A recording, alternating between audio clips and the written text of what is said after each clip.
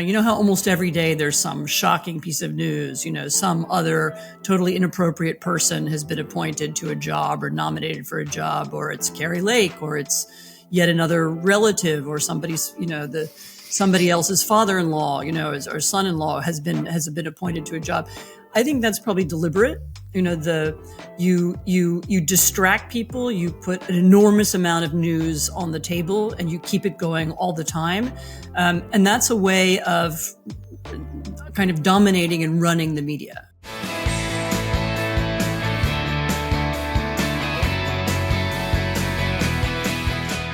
Hello and welcome to the Bulwark Podcast. I'm your host, Tim Miller.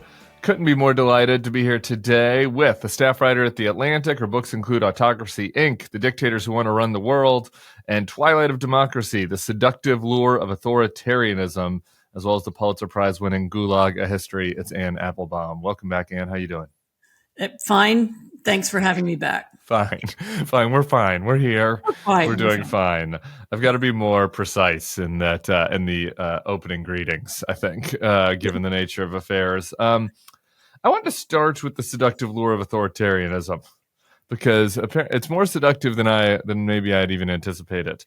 Domestically, we've got a series of rich people who have pre-surrendered to the incoming regime. Bezos and Zuck have donated $1 million to the inauguration. Mark Benioff, who was a Resistance CEO for the first time around at Salesforce, went on Maria Bartiromo's show, Maria Bartiromo's Coup Hour, and said, I feel that when we elect a new politician, we have to absolutely support them. This is a moment where we are turning the page. It's an opportunity for a new chapter. You have, covered all of this from the European perspective. What's happening with our domestic oligarchs here? One of the things that's happening is that this is the second time that Trump has won, and when you look at the pattern, whether it's Hugo Chavez or whether it's Viktor Orban, it's a loss and then a return that changes the politics. The having overcome the fact that he assaulted the Constitution, broke the law multiple times, whichever piece of it bothers you the most, he stole documents, he was a corrupt businessman, all those things we now know, and yet he's been reelected anyway. People are going to say, right, this guy has, it's not exactly magical powers, but he has some kind of staying ability that I didn't account for the first time.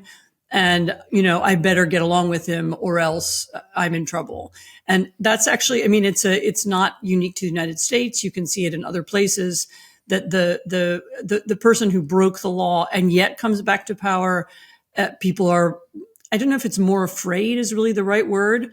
But they're more willing to say, right, we give up. This is the kind of regime that we have. We better learn to live with it.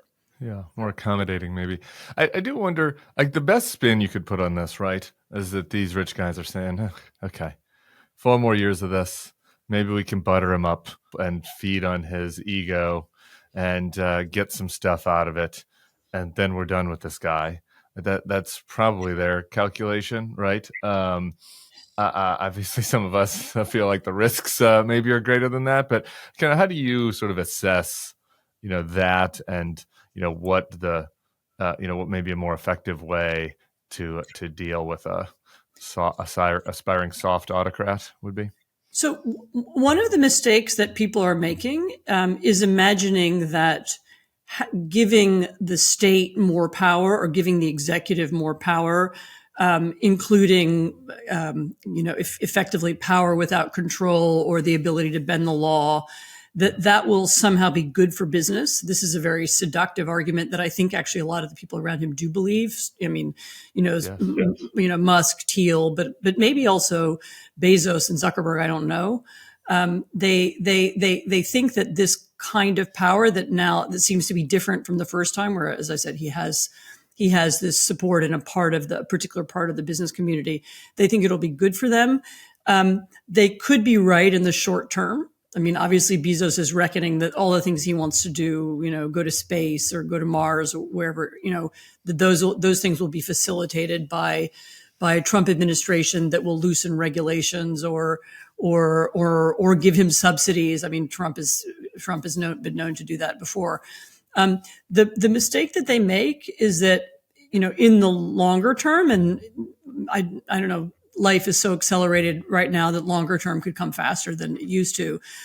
Almost always these kinds of regimes are really bad for business. And if you look around the world, you can see it. Hungary, which is the state that so many on the far right now admire as a model, is now, depending on how you count, either the second or third poorest country in Europe. The putting all the power in the hands of a few favored oligarchs, making the political system dependent on the whim of the leader, bending rules and undermining the rule of law actually made Hungary a terrible place to invest. It made it profoundly corrupt. All kinds of stories there. And I can see the same thing happening in the United States. I mean, if you have a fundamental undermining of our sense that the relationship between the government and business is fair, you will have a different attitude to investment and to business and so on. I mean, I can't tell you exactly how it will play out, Sure. But it's dangerous. The U.S. works because we have, it's a lot narrower than it used to be, but some kind of culture of trust. People believe that contracts will be enforced. They think that courts are neutral, and if you've broken the law, you're in trouble, and if you haven't, you'll be vindicated. When people begin to lose that sense, it has a profoundly undermining effect on business and the economy as well. It's just that it'll take some time for people to see it. The tough thing to figure out is who exactly are the naive businessmen that think that this is going to help them, and who are the ones that are on board with the dismantling of that system and the dismantling of that trust. And to that point, Peter Thiel, we know which side he's on. He was on with Piers Morgan the other day, and I just want to play one clip from that interview. The ancien regime that is liberalism is really exhausted. The 1990s are over. The 20th century is over.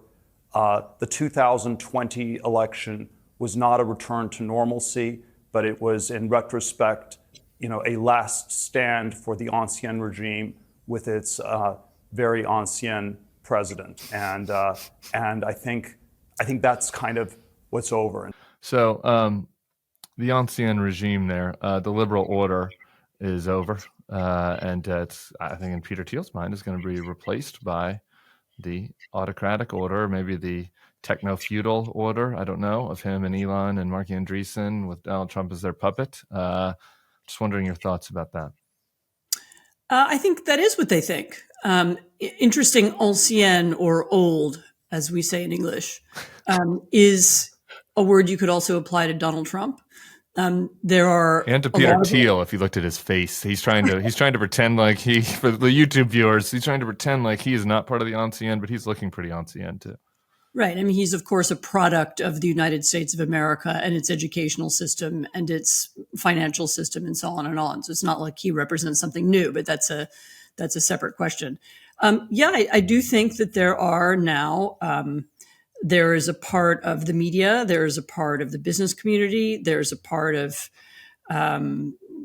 whatever you call it, the online world, that now believes we will transition to something different. And I think they do mean some kind of techno-oligarchic regime where ordinary people have less influence on politics. Peter Thiel has been talking for years about how, giving women the vote was a mistake, and the poor being allowed to have influence on politics means has negative implications for the state.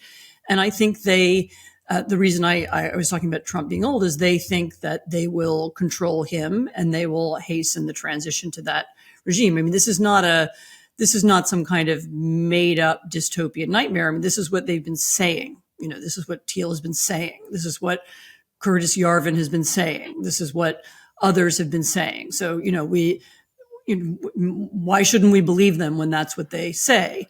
What exactly that means and how it works, in practice, I don't know. I mean, we still do have a legal system. We still have a Congress. We still have courts. Most judges, federal judges, are not partisan in the sense that they will vote for a different kind of regime. I mean, some of them are conservative and some of them are more progressive, or whatever word you want to use, but they have different interpretations. Different interpretations of the Constitution, but they still operate out of those interpretations. They still think the Constitution matters. I mean, there are a couple exceptions in Florida and elsewhere, but most of them do. And so there are a lot of, there will be a lot of systemic resistance or systemic hurdles that you will have to overcome before you can establish a system whereby some version of Musk and Thiel or whichever puppet they back, whether it's Trump or Vance, are actually controlling the country and have more ability to make decisions and more power than anybody else. But it's clearly what they want. It's clearly the direction they're hoping to go in. Yeah, I guess I don't think Peter Thiel is listening to me, but I guess I would caution him. You don't really know what exactly is going to replace the current liberal order. Excuse me from being a defender of the status quo, but it was funny to me that later in that interview, Piers asked him about the Brian Thompson murder, and Peter was like, I've never seen a stutter. He had like 25 seconds of stuttering before he finally said, well, I think we should use words to settle our disputes. It's like, well, when the ancien liberal order gets overthrown, it might be a feudo techno oligarchy, but it might also be something else that they don't like. Anyway. Sorry, just one more word on that. I mean, once the people understand that the country is run in effect by unelected billionaires, then whatever anti-elite sentiments they have will be directed at those unelected billionaires, you can see that happen in other countries too. On the corruption front, we also had Trump in the Middle East. In our newsletter this morning, Bill Crystal and Andrew Egger write about how Trump's son Eric, the executive vice president of the Trump Organization, made a announcement about the unveiling of a new Trump Tower in Jeddah, Saudi Arabia. Yesterday, the New York Times wrote about the dividing line between Trump's family business interests and Trump's power. Eric Trump was in Abu Dhabi celebrating his dad's move to unleash crypto as the family helps launch and profit from a new crypto investment. Obviously, we know about Jared Kushner's investments in Saudi. I want to play a little bit from Chris Murphy and get your reaction to it. There is no doubt that this administration's policy towards the Middle East is going to be compromised by the fact that they are making money off of the very people that they're sitting across the table from and supposedly having a conversation about the interests of the United States. I mean, it's just extraordinary that we have allowed for the normalization of Trump's financial empire to be woven into the statecraft of this country. All that matters is how much money he makes, how much money his family makes, and it comes at a cost to the rest of us. So the idea of U.S. foreign policy is that U.S. foreign policy should, one way or another, benefit the United States of America. It should be good for American prosperity, security. It should be good for international security, which is in a more distanced way, but it's still good for us. The idea that American foreign policy would be conducted to benefit the Trump family isn't something that we've had in America before. Exactly. I mean, we could probably find some examples of corruption in foreign policy and people who made decisions that were good for business partners or something like that. But I don't think we've ever had a version of it that's so blatant and so open. The idea that the Trump children would be openly seeking to benefit from their father's decisions, the idea that that relationships between between the United States and whether it's Saudi Arabia or Turkey or India or anywhere else would be shaped in order to benefit a particular investment. Now, this level of corruption is brand new. It's not something we've had before. It's also, once again, it's something that, the effects of it aren't going to be felt immediately by ordinary Americans. This is maybe this is another piece of bad news, which is that people, I saw a version of this happen in Poland. When the government begins to do things that are in violation of the rule of law or of the Constitution, but they don't seem to affect ordinary people and people don't see it or feel it themselves, there isn't necessarily the reaction and the outrage that you would expect. And that's what I think you were getting from Chris Murphy. He was saying, why is this normalized? And the answer is that most people don't care. And we are going to discover in a really big way, I think, that most people don't care about this stuff. And that will be an unhappy discovery. But yeah, it's new. It's different. It's a different level from other kinds of a different level of corruption. This is right. And Trump's insight on all of this was, if you just if you just power through the bad press, the round of bad press, or the initial investigation or attacks from the counterparty, eventually, and there's no impact on anyone's lives, then eventually people to get over it, right? I mean, this is related to Steve Bannon flood the zone with shit.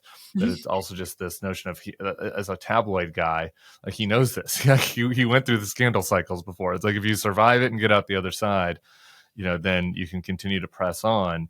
And in the past, politicians had folded, when they would get New York Times investigations about their family business, right? Yeah. But by the way, I think that's also part of what there's a deliberate aspect to what's happening now. You know how almost every day there's some shocking piece of news, some other totally inappropriate person has been appointed to a job or nominated for a job, or it's Kari Lake, or it's yet another relative, or somebody's, somebody else's father-in-law, or son-in-law has been appointed to a job. I think that's probably deliberate. You distract people, you put an enormous amount of news on the table, and you keep it going all the time. And that's a way of kind of dominating and running the media. And that's also not unique to the Trump family. I mean, and the Trump cronies and people around him. I mean, that's also a known tactic. You just keep going. Every day there's another shocking thing that people have to absorb, and it's been also directed at different groups. So there's the national security people are upset about one set of appointments, and health people are upset about RFK Jr., and a different set of people are upset about So there's you keep everybody divided and angry, and that's a tactic. So I hadn't gotten to Tiffany's father-in-law, but since you mentioned it, I do feel like I should at least read the headline for people if they had missed it. Trump's Middle East advisor pick, who's Tiffany's father-in-law, is a small-time truck salesman. It's like a George Santos situation. Like he had acted like he was a billionaire deal maker, but he has a tiny stake in an African truck company. Anyway, you mentioned Kari Lake. We have to get our chuckles at the absurdity of this when we can. I do want your take on this because Voice of America, which Trump had nominated her to run. For those of us, for domestic folks, might not just really even understand the remit or the importance of that. So I am curious your take on fake news Kari Lake running the Voice of America potentially. So Voice of America is one of a group of U.S.-funded foreign news services. There's RFE-RL, Radio Free Europe, Radio Liberty. There's Cuban radio. There's an Arab language radio. There's a group of, they're called radios, but they're not really radios anymore. They're media properties.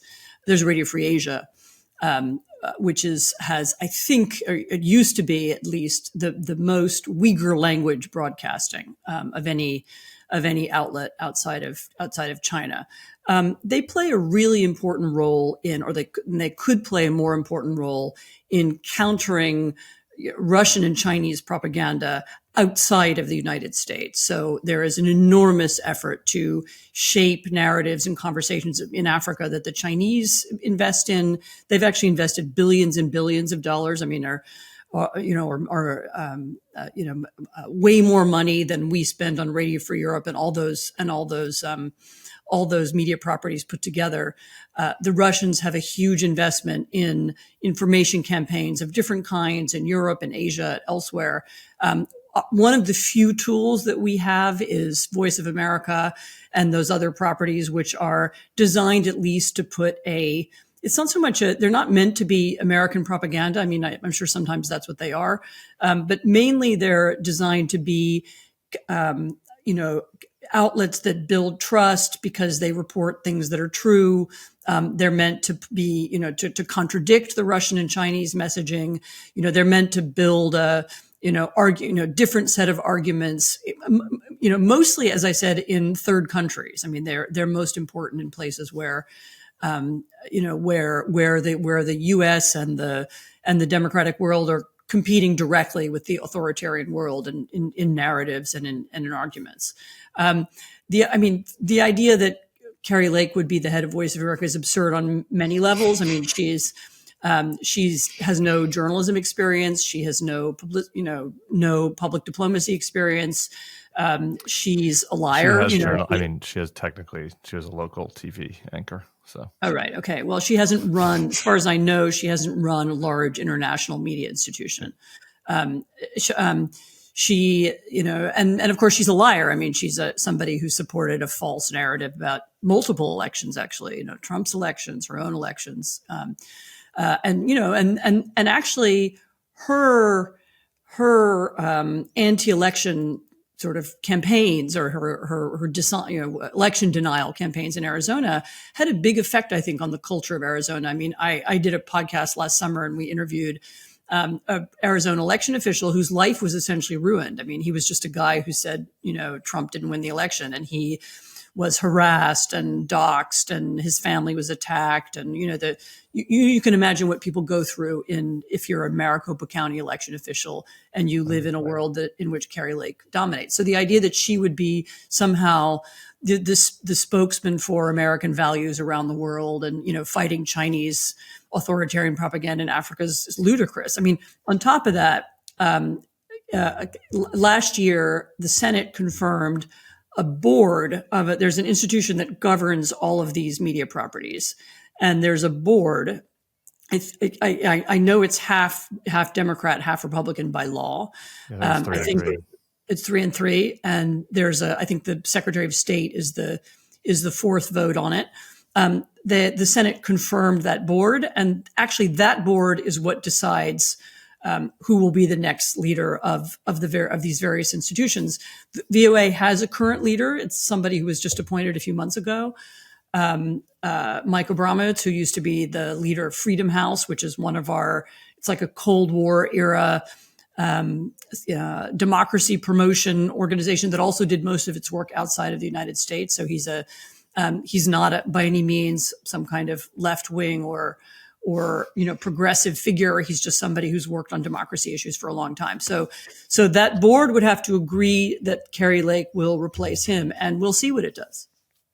I want to move to what's happening in Europe. I'm not that optimistic about the board. If Marco Rubio is the tying vote, I don't know. Maybe we'll have Kari Lake. It will be a good investment for the Russians, to having the head of the American VOA also being sympathetic to their messaging. The NATO Secretary General this week gave a speech, Mark Rutte, issuing a warning, said, among other things, we are not ready for what is coming our way. In 4 to 5 years, the Russia economy is on war footing. Talk about, obviously with your husband being an elected official in Poland. Talk about, or government official, in Poland. Talk to me about kind of the view from our NATO allies here, December 2024. Okay, for clarity, I don't speak for my husband, who's the Polish foreign minister. I don't represent him or the great nation of Poland, in any way. I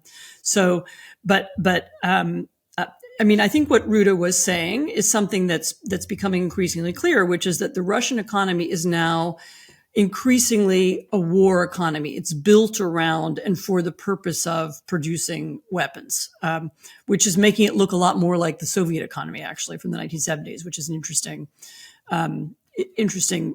parallel and also shows where it could end up. But at the moment, they're building this weapons producing economy. And they're putting a lot of, all their best technology and their best researchers and engineers and so on are all pushing in that direction. That's what they're doing now. And that means that for Putin to somehow reverse course or stop the war has a lot more consequences than people think. So what would happen to all that enormous investment? They would just stop it? I mean, I don't think so. What would happen to the hundreds of thousands of armed soldiers who are now in the field? Would Putin just bring them home and then they would go back to regular life? Is that something that's going to be good for him or healthy for Russia? I mean, I think what Rutte was saying, the NATO Secretary General, was that naivete about the ease with which you could get a deal or negotiate with Russia is unwarranted. I'm really worried because I hear both in Europe and in the US and in Ukraine, actually, a lot of people who do seem to believe that because Trump has said he wants a negotiation, that there will be one. I mean, I am happy to be proven wrong. There is no one who will be happier to hear that there's a real negotiation happening and that the war would end. It's been a misery for so many of my friends. It's a huge political and economic problem for everybody else in Europe. I really want the war to be over. Ukrainians have made clear that they will negotiate, and they've made that clear in public. They've also made it clear in more specific ways in private. They would be happy to do some kind of deal. Of course, they're not going to give up their sovereignty, and they're not going to allow the Russians to replace the current government with a pro-Russian government. There is right now, as we're speaking, no indication that the Russians want to negotiate at all. Again, maybe I'm going to be proven wrong, but they haven't said they wanted to. Whenever Putin is asked about it, he's repeated his goals for Ukraine, which include the removal of the government and its replacement with someone he approves of. There have been, sometimes the goal is Russia occupies and incorporates eastern Ukraine, creates a little fake state in the middle of Ukraine, and gives Western Ukraine, supposedly, I mean, this is what they say, not what anybody would want, to be divided up by other countries. So it's a recipe for the destruction of Ukraine. That's what Putin has said. He's never offered a vision of an alternative. He's built his economy around war and the need to continue war. His power base is also might depend on him continuing the war. He now has around him people who are dedicated to and are profiting from, because this is an oligarchic, corrupt economy, and are profiting from the continuation of the war and the construction of and the building of more weapons. So what Rutte was saying was that this is not a problem that has an instant or easy or short-term solution. Once you are a leader whose power and power inside the country and who has all kinds of people dependent on you to continue fighting, it becomes very hard to stop for a lot of reasons. And so that was a warning. Yeah, it's interesting. It is that conventional wisdom outside that some deal is coming, but it's now my colleague Bill Kristol, Michael Weiss, now you. This podcast is the home for skepticism of Putin's interest in a deal, because everybody has echoed your point of view on that. Let's be honest. What most people really want from the holidays is to see their favorite people more often. Favorite people, maybe not everybody, but you want to see your favorite people more often. That's why this year, the best gift you can give, besides a plane ticket for all your friends to some foreign country, is an Aura digital picture frame. Named the #1 digital photo frame by Wirecutter, Aura frames are incredibly smart and easy to use, allowing you to upload unlimited photos and videos directly from your phone to the frame. Plus, you can order the frame online and preload it with photos and videos using the Aura app, so it's ready to go right out of the box. We're going to be talking about Aura all week going into Christmas because, look, Christmas, you want to be able to bring a little joy into people's lives. And I don't know about you. I'm grinding right now. I'm on the present grind. I'm trying to come up with good ideas. I've got a couple good ideas, and then for some people, you're like, ugh, I'm struggling. If you're struggling with somebody, particularly if it's an aunt or a grandparent or somebody that you don't get to see enough, Aura digital frames are the answer. So save on the perfect gift by visiting auraframes.com to get $35 off Aura's best-selling Carver matte frames by using promo code BULWARK at checkout. That's auraframes.com, promo code BULWARK. This deal is exclusive to listeners, so get yours now in time for the holidays. Terms and conditions apply. Hey, y'all, if you love this podcast and want to listen to all Bulwark podcasts ad-free, join Bulwark Plus today. You can click the link in this description. You'll get the best politics newsletters in the business, and you can become a Bulwark Plus member right now. We'd appreciate it. I want to talk about another news story related to the Russian desired sphere of influence over in Central and Eastern Europe. And that's a story out of Romania, which I kind of have mixed views on. I guess the basics of it, and you can correct me or add more color to this, was that there was Russian interference in this election, particularly via TikTok and via influencers. There was money in the Romanian elections that went against the laws.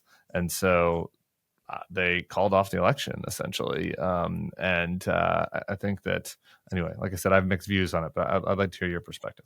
I also have mixed views. It's a complicated story. I mean, basically what happened is that one of the candidates, whose name barely figured in polling and who wasn't seen much on mainstream television and wasn't taking part in the sort of the debates of the leading candidates, turned out to have been conducting a campaign on TikTok that was somebody was funding, to, I think it's more than $1 million, which goes a long way on TikTok. And there were influencers being paid to support him, and there were there was some kind of network of bots or accounts that were somehow were activated on his behalf. And so there was this whole huge campaign on TikTok, which was under Romanian electoral law illegal, so he broke the law, or someone broke the law on his behalf in order to campaign on TikTok. I mean, it's maybe worth saying just a couple sentences about him. I'm writing something about him that will appear soonish. He's called Calin Georgescu, and he is someone who is both simultaneously speaks warmly and favorably of the old Romanian far right. This is the people who carried out the Holocaust in Romania, the Romanian fascists from the wartime era. And at the same time, he has a very weird spiritual, mystical, health, anti-vax kind of. Oh, great. So kind of like a Ceausescu meets RFK Jr. type candidate. Exactly. Great. I mean, genuinely, exactly. He's like a huge fan of RFK Jr. and talks about him. And there's a video of him where he goes swimming in a pond in the winter, appearing to suffer no back of, it's snowing outside. And he says, and there's a voiceover where he says, "I don't need vaccines. I just have my faith and my belief, and I'm kept safe by God," or something like that. That's not an exact quote. That's a paraphrase, but so that it's that kind of combination of stuff, it's appealing to the people who are skeptical of medicine, plus the people. Oh, he has a thing about water as well, that water is mystical and we have a special connection to water, and carbonated water is like pollution. And when you drink carbonated water, it's like I don't know if it's literally or metaphorically, it's like you're ingesting nanochips that will change your brain or something like that. So there's the My nanochip. daughter will be devastated to hear that. As a big carbonated water consumer.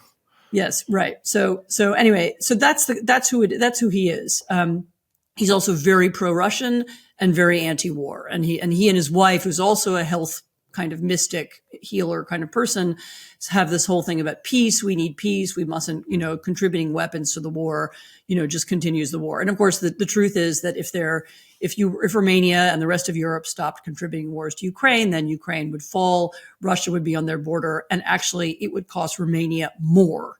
It would be more difficult to stay secure, and the price of weapons would be higher. So it's a lie on many levels. Anyway, this is the guy who wound up with 22%, and in a field with many candidates in it, he came first. There was supposed to be a runoff between him and the second best candidate, and the Romanian High Court, kind of constitutional court, annulled the election on the grounds that electoral rules had been broken.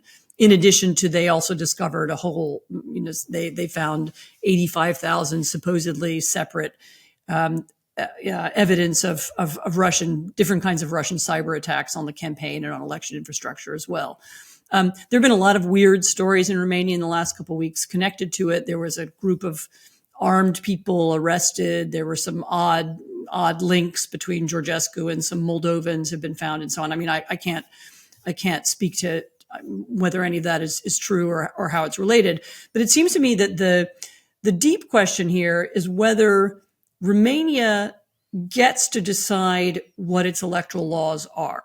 Like, does Romania have the right to decide what its electoral funding laws are, or does TikTok decide? Does ByteDance, the Chinese owners of TikTok, do they decide?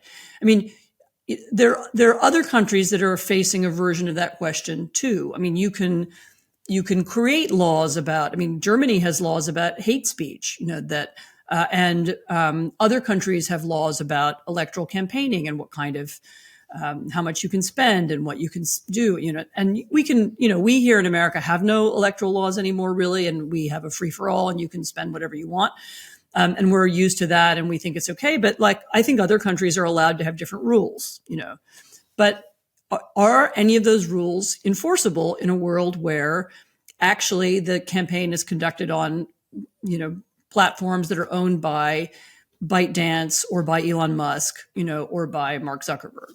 And right now, the Romanian court made this decision that we still get to decide. And of course, there are a lot of people who think that's unfair, and they robbed this guy of his chance to be a candidate. And actually the number two, the woman who came in second, she's angry as well. And lots of other people feel that this is the wrong way to fight the far right. And maybe they're right.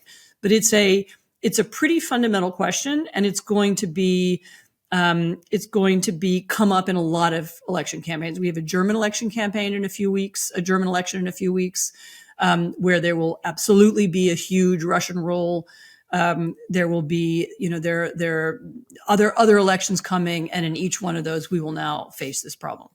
And by the way, it's not just a Russian role now; it's also an American role, or I don't know, is he American of South African origin role? I mean, Twitter is now also is not merely a platform that lets you decide what you want to see. Twitter also has an ideology that it pushes and promotes. And so, should countries accept that as well? And I think this is going to be over the next year, a lot of different places are going to grapple with this problem. So challenging, because as I'm just listening to you describe the situation, instinctively, my view is this is bad, right? Nullifying an election because of disinformation leads to just myriad other problems and loss of trust. On the other hand, it's what is the punishment for breaking local election laws? What is an appropriate punishment, right? Because if in this case, the candidate hadn't won yet, but let's imagine a case where they can, right? Then they're controlling the government, right? What is the balance between this decision to nullify the election and, as you said, our American Vegas rules politics where anything goes? I don't have a good answer either. And, of course, the decision to nullify the election has horrible repercussions, and maybe it's going to result in a surge of support for the far right. I don't know. I mean, it might. But it's just, and it's also, just to be fair, it's hard to imagine. Look, it's not like America hasn't tried to involve ourselves in other countries' elections before in the past. It's hard to imagine this situation where Western Europe or a European country is we're going to nullify the elections because the Americans were putting their thumb on the scale, right? You know what I mean? It's hard to think about a way to adjudicate it consistently. It's very difficult. I think Twitter is going to be a problem for a lot of European countries, depending on how it's used. I mean, Musk has explicitly threatened the leaders of other countries. He threatened Trudeau. He's threatened, Irish leaders. Twitter is thought to have played a role in some riots in the UK, a few months ago. If Twitter becomes not a neutral platform where we can all have a debate, but a platform with a clear political agenda, then it's going to become a difficult problem also for a lot of countries, because, do you want, not because of its Russian influence, but because it's American far right influence.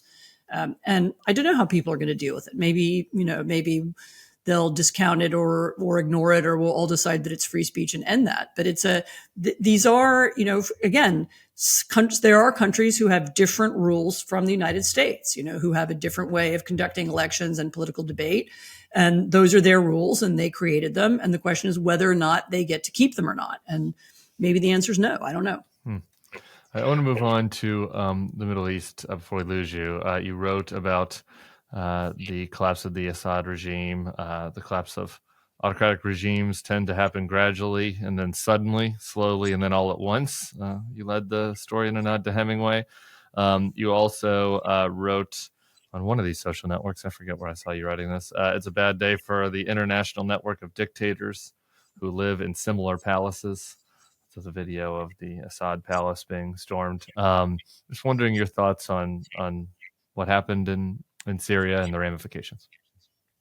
So, I mean, we all know by now what happened in Syria. What happened was that the Russians withdrew their support from the regime. They were fighting their war in Ukraine. They ran out of stuff and equipment and men, and they took it away. The Israeli attack on Hezbollah damaged the main Iranian, form of support for the regime as well.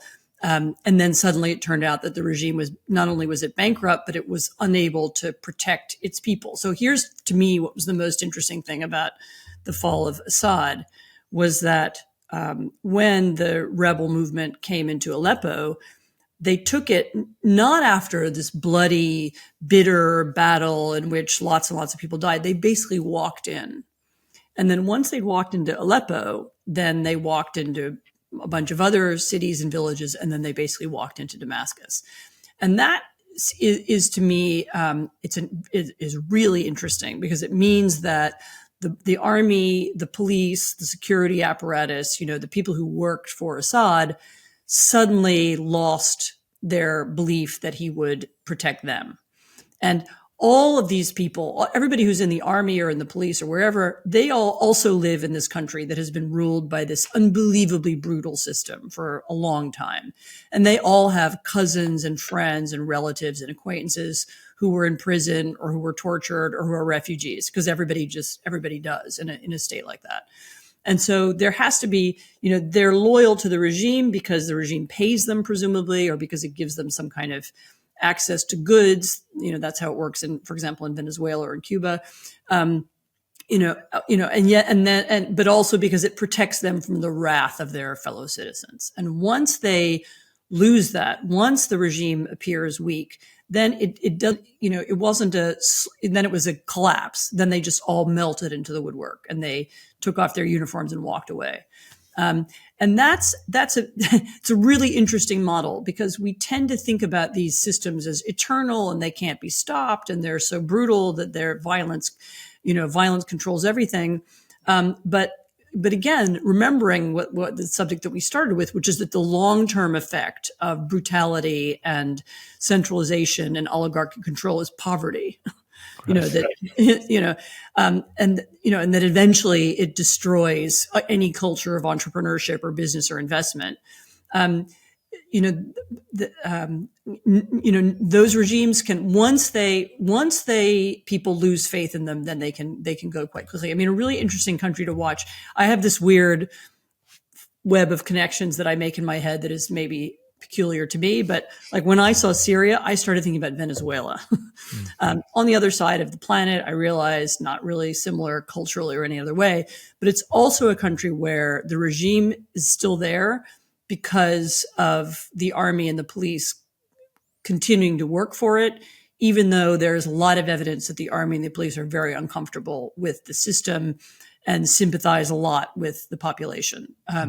And it's another place where you could see maybe some kind of rapid change. All of these, apparently stable regimes have some very fundamental, profound flaws. And that includes Russia too, of course. Yeah. All right. I want to close with one tough question I've been noodling in my head. So this has all been heavy material, but similar to the Romania question, this one is one that's hard for me to see clearly the right path. But, over the past year, God, more at this point, many in sort of the pro-democracy kind of space have had issues with Bibi, right? And his corruption and the way that he has, had some Trumpian and Orbanish behavior. But you look at the past year now and the weakening of Iran and the weakening of Hezbollah and Hamas. Do you look at that situation any differently? I mean, do you assess Bibi any differently than maybe you would have a year or 2 years ago? I find him, first of all, I don't find that he fits very easily into any kind of paradigm, like autocrats versus Democrats or whatever you want to look at. There are two things about him that are true there are a lot of things about him that are true, but at least two things are true at once. One, that he intends to rule Israel forever if he can. He intends to undermine Israeli democracy if he can. He was trying to do it before the Hamas attack. He was stopped by one of the most massive and well-organized protests that have taken place in any democracy. And he's trying to use the war now to achieve those same things, as far as I can see from a distance. I haven't been to Israel or worked on Israel in the last year. Israel is right about Iran. It's not Netanyahu. It's like the army, which, by the way, is mostly the army and the tech community in Israel were the biggest supporters of the democracy movement. They've all been right that Iran is the source of an enormous amount of disruption and pain and tragedy in the Middle East through its various proxies, including supporting Assad. And so Israel as a nation is right to try and damage them. So, you have to hold those two things in your head at the same time. I think there's a third thing that really worries me about Israel, which is that the attacks on Gaza and to a lesser extent Lebanon, the attacks on civilians, some of which may have been accidental, but a lot of which seem not to have been, are contributing to the general feeling of lawlessness that you can do anything you want. That the Russians are allowed to kill as many Ukrainians as they want, and maybe the Chinese will be able to kill as many Uyghurs as they want, and nobody's willing to stop them. And so Israel, the war is doing a lot of damage to any idea of international law, of protection for civilians during wartime. And I would lay those three things on the table, and I would say I think it's too early to judge, but Israel has done both good by destroying Hezbollah and a huge amount of damage by killing. That's aside from the horrific and unnecessary deaths of thousands of people, but they've also done an enormous amount of damage both to their own country and to the region and really to the world. So. That's where I am. It's very well put. I'm glad I asked you. I've been noodling on this one in my head. You're bringing some clarity to 3 points, and I think I fully concur on all three. Well, in Applebaum, I think there's going to be much to discuss around the world in the coming years. So I hope you'll be coming back to the Bulwark podcast often. Maybe with some I guess we had happy news with Assad, but maybe with some other happier news. Assad was really happy news. Let's celebrate Assad. Let's end by celebrating the exit of Assad and the release of people from prison. And come on. That was great news. It was beautiful. The video with Clarissa Ward. I'll put it in the show notes. People haven't seen it. It is. Yeah. It's really heartwarming. He was such a depraved bastard. So anyway, getting rid of him, and I hope he enjoys the winters in Russia. Anne, thank you so much. We'll be seeing you soon. Everybody else, we'll be back here as always on Monday with Bill Crystal. See you all then. Peace.